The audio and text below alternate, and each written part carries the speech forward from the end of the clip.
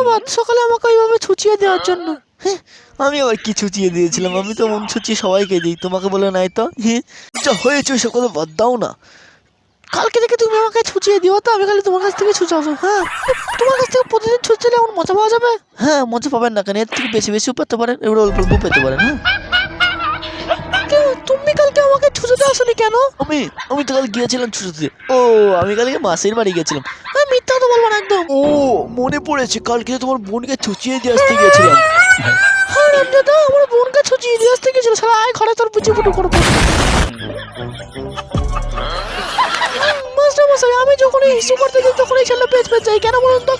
একে একটা কিছু করুন। মাস্টারমশাই এসব ভুল বলছে, এ লুকিয়ে লুকিয়ে হিসু করতে যায় না, বিড়ি খেতে যায়, তাই একটা বিড়ি চাওয়া এর সাথে। ও সত্যি, 14ই ফেব্রুয়ারি তো আমরা ওই যেতে পারিনি, ওয়ের সব ঘর বুক হয়ে গেছিল। আজকে একটু চলো না, ওয়ে তো যাই, আজকে কোনো ঘর বুক নেই। তোমাকে বড় বড় জিনিস দেখাবো, 5টা কলা খাওয়াবো, চলো না। 5টা কলা খাওয়াবো, যাবো। पैसा ही पैसा होगा। ও কোয়েল, এ নাও তোমার ঘন্টা, আমি রাস্তায় পড়ে পেলাম। ঘন্টা একটু সাবধানে রাখবো, যেখানে সেখানে ফেলবো না বলে দিচ্ছে। হ্যাঁ মা, এই পুতুলটা কি সেক্সি, এই পুতুলটাকে আমি বি করতে চাই। ও স্যার, স্যার দাঁড়ান না স্যার।